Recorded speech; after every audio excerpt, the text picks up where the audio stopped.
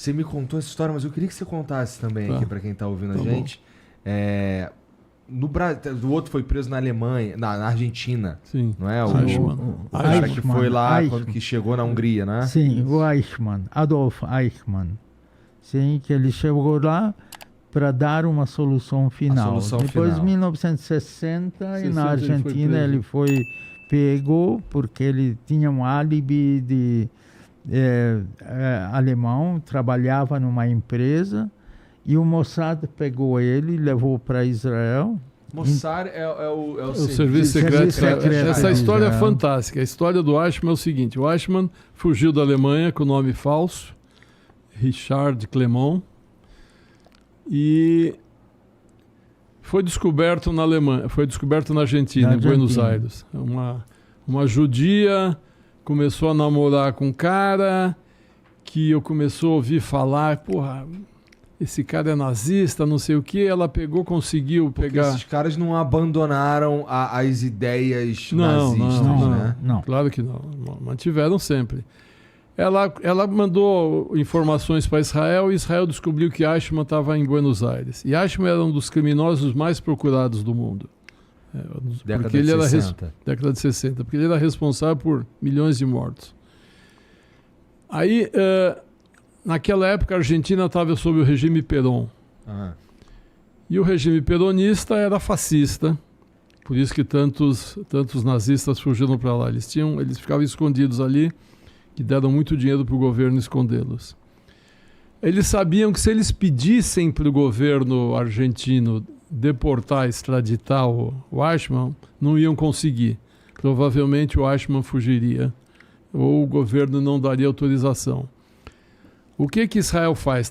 Ia ter, perto daquele período, ia ter uma festa da independência da Argentina, uma coisa assim. Então Israel falou, bom, nós vamos participar da festa. E veio um avião da El Al, companhia aérea israelense, para Buenos Aires, para essa cerimônia. Antes mandaram os agentes do Mossad, que é o Serviço Secreto de Israel, para capturar o Eichmann. Então eles... o Eichmann morava numa casinha, ele era um cara, tinha uma vida simples em Buenos Aires. Raptaram ele, levaram ele para um esconderijo, confirmaram que era o Adolf Eichmann, confirmaram isso com um interrogatório e tal. Quando esse avião da El Al veio para a Argentina para participar da comemoração da independência, prepararam o sequestro dele para voltar para Israel. Quando o avião ia voltar para Tel Aviv, colocaram uma roupa de piloto de avião no Eichmann. Tem um livro e um filme sobre isso espetacular. Colocaram roupa de piloto dela no Eichmann, doparam ele e foram entrando, passaram no aeroporto, pediram documentos, mostraram documento falso, tentaram falar com ele e falaram, ele está bêbado, encheu a cara, não consegue nem falar. Entraram no avião dela e embarcaram para Israel. Só quando chegaram em solo israelense, que aí não tinha mais problema nenhum, é que o governo falou, capturamos Adolf Eichmann na Argentina. E o Eichmann foi julgado em 61 e foi um ponto de ruptura no Holocausto, foi um turning point no Holocausto, porque a partir da captura de Eichmann, as pessoas começaram a falar do Holocausto de novo.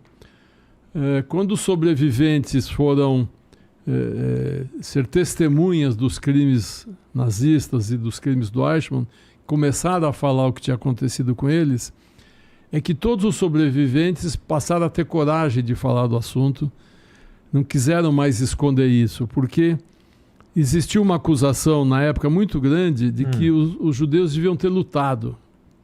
E quando os sobreviventes começaram a falar, falaram, era impossível lutar. A gente era civil, estava tentando salvar os filhos e a esposa, com armas, não tinha como lutar. A gente tinha que fazer o que mandavam, né? Então a captura dele mudou toda a visão do Holocausto que se tem no mundo. Mas teve alguns pontos de resistência, não teve? Teve várias resistências. No Varsóvia tinha o... Teve no gueto de Varsóvia, os judeus se levantaram uma época, quando os alemães entravam para pegar as pessoas para levar para os campos. Teve uma vez uma revolta que... Mas elas não eram assim, se a gente colocar em perspectiva, não era exatamente eficiente, né? Porque eram pessoas sem armas, sem condições. tem grupos que se escondiam nas florestas e lutavam também contra os alemães, que fugiam. Eu conheço um sobrevivente aqui no Brasil, um ucraniano, que liderou um grupo desses. Ele não gosta de dar entrevista, não gosta de falar, mas Eu entendo. ele estava fazendo trabalhos forçados na floresta, deixaram só um soldado alemão tomando conta dele, na Ucrânia, com mais um grupo de judeus. Ele atacou esse soldado, roubou a arma, fugiram para a floresta e ficaram lá 9 meses sobrevivendo, assaltando sítios de ucranianos para roubar comida e roupa, até que a União Soviética libertou a Ucrânia de novo. Teve casos na Lituânia de grupos também que se revoltaram, mas não era resistência. Não, resistência não tinha judeu, como. né? Assim como os países não conseguiam resistir aos nazistas. Claro, né? não faz sentido mesmo. Não faz sentido. É. Agora, você quer a história do Stangl no Brasil? Quero, mas peraí. Deixa eu perguntar uma parada pro Jorge, que é o seguinte. Jorge, cara, eu não sei se eu tivesse vivido isso que você viveu. E você ainda não me contou, por exemplo, sobre a parte comunista. Então, como... Eu estou pronto para isso. Pois é, então, o meu ponto é justamente esse. Cara, quando é que você conseguiu relatar a tua vida pela primeira vez? Porque assim, cara, isso é algo que... Eu não sei se eu ia querer conversar sobre isso depois, cara. Bom, eu nunca tinha problema, mas depois de 1945, a vida começou a normalizar, nós voltamos, os meus pais voltaram aos negócios. Em 1948, o Partido Comunista ganhou as eleições. Você estava onde nessa época? Eu estava em Budapeste. Tá. Eu voltei na escola, comecei a frequentar na escola, muito esporte, muita prática, muita música. Eu adorei música, fui na ópera, fui em concertos, tudo isso. Mas em 1948, o Partido Comunista ganhou as eleições, aí começou uma outra perseguição ou discriminação. Como nós pertencíamos à classe média, não à classe trabalhadora, nós tivemos outras restrições. Eu terminei a minha escola em 1951. Então, tem que saber o seguinte. O sistema escolar na Hungria tem 4 classes elementares e 8 classes de ginásio. Tá. Quando eu me terminei, eu queria ser engenheiro eletrônico. Você se tornou engenheiro eletrônico depois, não foi? Não? Não? Depois já vou contar. Tá. Eu fui fazer exame vestibular e tinha uma comissão que ouvia a gente a exame pessoal, exame presencial. Oral, exame oral. Exame oral. E na banca tinha uma pessoa que era cionista comigo. E depois de um bom exame, ele virou e falou: falta alguma coisa do teu currículo. Falei: o que é? Que você era sionista. Sionista. Então já tinha um ponto e me vetaram. Não me deixaram entrar na faculdade da engenharia. Explica o que é sionista? Explica. Explica. Sionistas são os judeus que querem ir para Israel, que são a favor de Israel, que o movimento sionista é um movimento que vai para Israel. Esse é sionista. Esse colega era sionista comigo, mas naquela altura, quando ele fez parte da banca, já era um oficial do exército. Comunista. Aí ele te caguetou. Então já tinha restrição. Tá.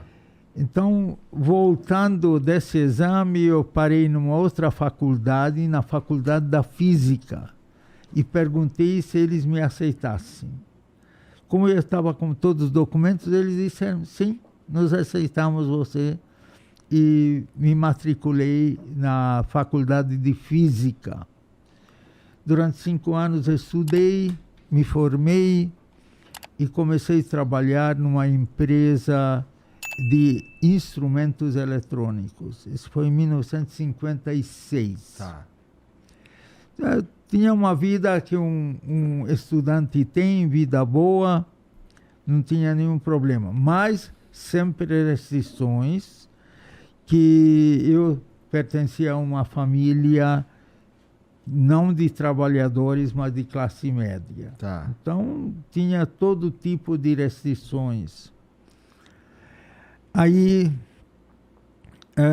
em 1856, eclodiu a Revolução Húngara, em 26 de outubro.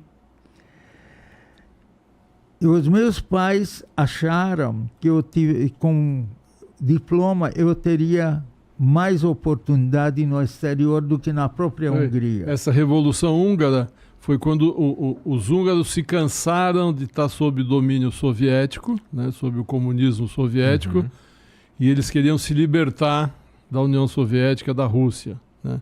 Aí teve essa revolução, que foi realmente uma revolução sangrenta. No fim depuseram o presidente saiu, mas era o Nikita Khrushchev na época, não era? Não, da Rússia. Da Rússia era o Khrushchev. Eu acho que é o Gromyko. Era o Putin da época, né? O Putin da época na União Soviética mandou os tanques do Pacto de Varsóvia. O Pacto de Varsóvia era o contrário da OTAN. Vamos dizer, a OTAN era, as democracias tinham a OTAN, o Pacto de Varsóvia era a União Soviética. Tá. Lituânia, Polônia, Hungria, Ucrânia e tal, mandaram os tanques da União Soviética para acabar com a Revolução e realmente mataram milhares de pessoas e acabou a festa da liberdade na Hungria. Aí, a recomendação dos meus pais, eu saí da Hungria. Como que saí? Eles também tinham uma casa. Estava marcado numa terça-feira de manhã. Não, antes o seguinte, quando tinha a Revolução, os revolucionários ganharam um pouco, mas os russos trocaram os militares russos que estavam estacionados na Hungria e vieram novos russos e cercaram Budapeste. Em 4 de novembro acabou a Revolução. Então, o que nós vamos fazer? Nós pensamos, em 18 de novembro, estava marcado que um caminhão pegaria a minha irmã, o cunhado, sobrinha e eu, e nos levaria para a fronteira da Áustria. O caminhão deu cano, não veio. Então voltamos para casa muito, muito decepcionado. O que nós vamos fazer? 2 amigos meus e eu decidimos, no dia seguinte, vamos tentar outra vez. Fomos na estação ferroviária, pegamos o trem e fomos até a fronteira da Áustria. Nós descemos um ponto antes de uma grande cidade chamada Sopron. Descemos do trem e já tinha gente andando em direção à fronteira. Nos juntamos a eles, uma caravana, e fomos. E à noite deveríamos atravessar a fronteira, porque essa altura não Aqui tinha... também deixa eu fazer um parênteses, vai. Porque quem está ouvindo não sabe. Para sair de um país comunista era impossível. Era a fronteira cercada, arame farpado, não podia sair de país comunista. A gente sabe que era assim. Nessa época da Revolução, como ficou uma bagunça no governo húngaro, os soldados não sabiam se a fronteira estava fechada ou não, por isso que os húngaros foram para a fronteira da Áustria, que era o país que dava para o Ocidente, e ali a fronteira estava mais liberada, menos controlada nessa época da Revolução. Os guardas, tinha caravana indo para lá. Os guardas estavam desorganizados, todo mundo saíram. Também fugiu, né? Também fugiu para a Áustria os guardas. Então chegamos com esse grupo e à noite passamos por uma floresta que logo deveríamos na madrugada chegar à Áustria. De repente, metralhadoras estão tocando e nos deitamos no chão e não sabíamos o que acontecia. Depois apareceram soldados russos e disseram que vocês não podem fugir da Hungria. Até a madrugada tivemos que ficar numa casinha. Veio um caminhão que nos levou até a cidade próxima, e de manhã nós deveríamos ser cadastrados, fichados, que são fugitivos, e devolvidos para Budapeste, para a capital. Nós não queríamos que isso acontecesse, porque se acontecesse não teríamos mais oportunidades de escapar. No país, não, de trabalhar, de trabalho. Você ia voltar para lá e ia marcado, exatamente. Tá bom. Mas o que acontece é que quando nós entramos no quartel-general do lugar, nós começamos a ver e vimos que tinha várias portas. Abrimos uma porta que deu para campo. Eu não sei se era o campo arado, cheio de lamas, porque era novembro, 20 de novembro, tudo frio, tudo isso. Começamos a andar, saímos de lá, antes que alguém nos reclamasse. Andamos, até chegamos a outra aldeia. Falamos para o aldeão que nós queremos ir para a Áustria. Disse, tudo bem. Ele pediu dinheiro para isso. E nos demos aquele que tivemos. Dormimos lá no celeiro e o camarada falou que à noite ele vai nos levar até a fronteira da Áustria. Só que o caminho dele era a mesma que na noite anterior. E aconteceu a mesma coisa. Música de metralhadora, os russos apareceram e outra vez da madrugada veio um general e disse que vocês estão errados, fugindo do país comunista para a Áustria. Eram quantos dessa segunda vez? Eram muitos? E também era um grupo de uns 30 a 40 pessoas que quiseram fugir. Eles colocaram a gente num caminhão e nos levaram até o mesmo quartel-general. Só que essa vez nós nem entramos. Nós contornamos a caminhão e no lateral do caminhão começamos a andar na direção oposta. Em vez de entrar no quartel-general, e andamos, chegamos a uma outra aldeia. Outra vez dormimos no celeiro e o camarada outra vez prometeu que vai nos levar. E de fato, na segunda noite, ele nos levou à fronteira, onde tinha um catraca que limpou o riacho, e através desse catraca nós chegamos à Áustria. Chegando na Áustria... Não, Draga. Tá, agora eu entendi. Tá. A catraca da fronteira, né? Não, é Draga mesmo, é isso que eu queria dizer. Depois fomos recebidos bem, tudo bem. Os austríacos... Então conta com o que você saiu, o que você tinha no bolso quando você saiu? Eu tinha $26 no bolso. E nenhum documento? Estava costurado dentro do meu casaco. Escondido. E nenhum documento? Nenhum documento. Imagina sair assim de um país. Não devia ser, porque se algum lugar oficial registra o teu documento, o teu futuro seria barrado. Totalmente. Aí entramos no trem, a Cruz Vermelha nos ajudou, comida, chá, chocolate, café, bolo, cobertores, tudo, fez muito frio. E no trem nos levaram até Linz, a cidade de Linz, na Áustria.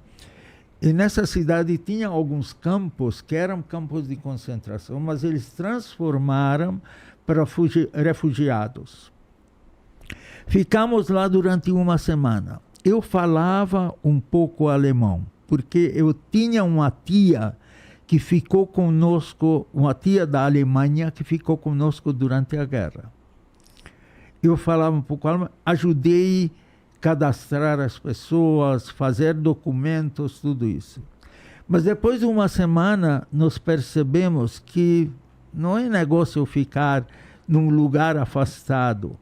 Então fomos a Viena, pegamos o trem, 1º de dezembro à noite, e fomos a Viena, a capital da Áustria. Lá andamos na rua, quando os policiais pegaram a gente e falaram: vocês não podem andar à noite aqui. Não tem documento, não tem nada. Tem aqui uma escola, vocês devem pernoitar lá, depois vocês arrumam. Pernoitamos nessa escola. No dia seguinte, fomos na instituição chamada Hayas. É uma organização judaica que ajudou os refugiados. Lá, eles cadastraram e indicaram a gente: vão ajudar a gente. Alguém que estava lá na fila falou: nós vimos a tua irmã e o teu cunhado e a sobrinha. Aí, o que aconteceu? Eu fiquei lá esperando até o meu cunhado, a minha irmã, sobrinha e outra irmã apareceram.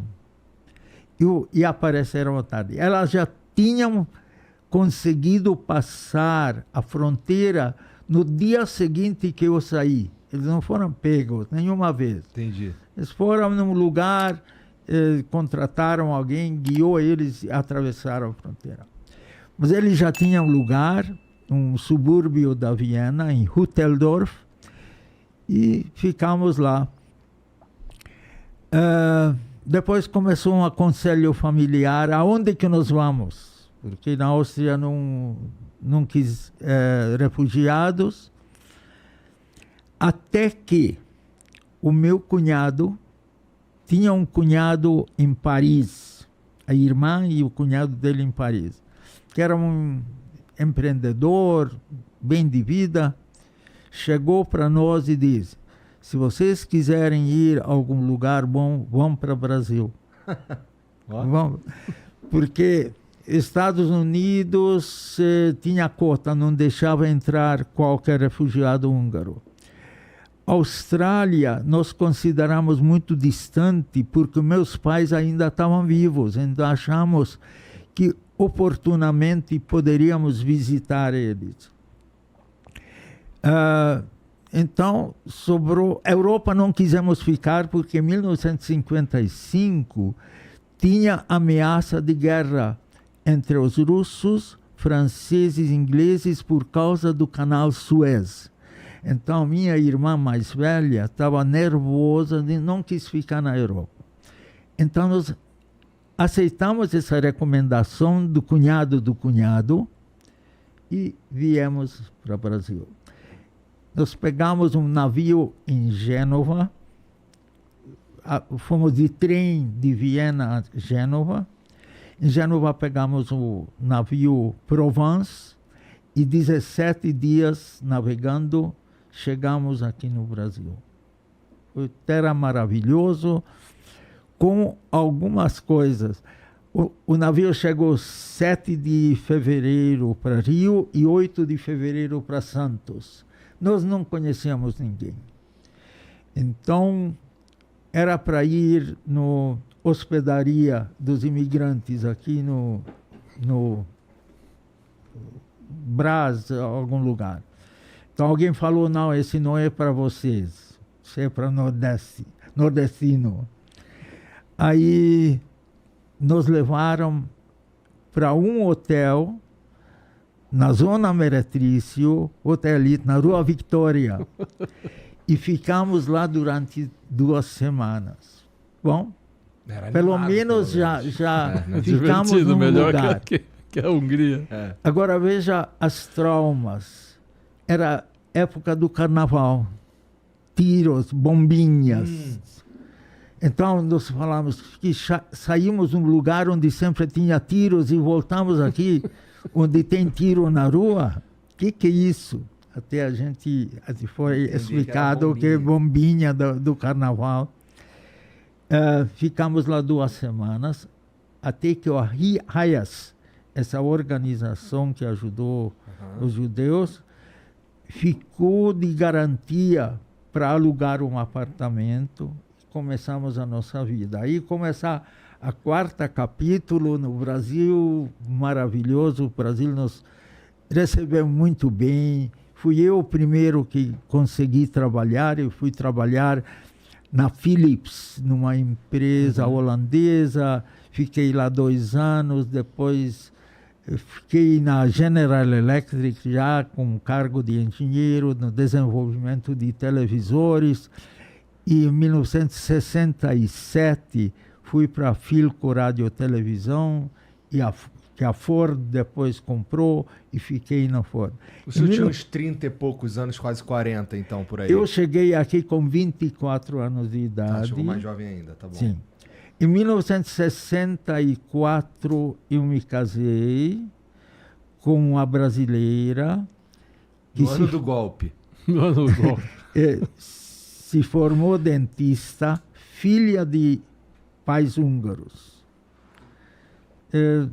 Nós tivemos 3 filhos, um deles está aqui, o Sérgio, que hoje é um comerciário grande com empresa de produtos de presentes. Uhum. Outro filho, e ele tem 3 filhos. O outro filho mora em Israel, também um engenheiro formado aqui pelo Mackenzie, tem 6 filhos. Nossa. E tem uma filha, que é um gerente da empresa AWS, da Amazon, que mora em Miami com 3 filhos. Então, a família... A vida se resolveu aqui no Brasil, né?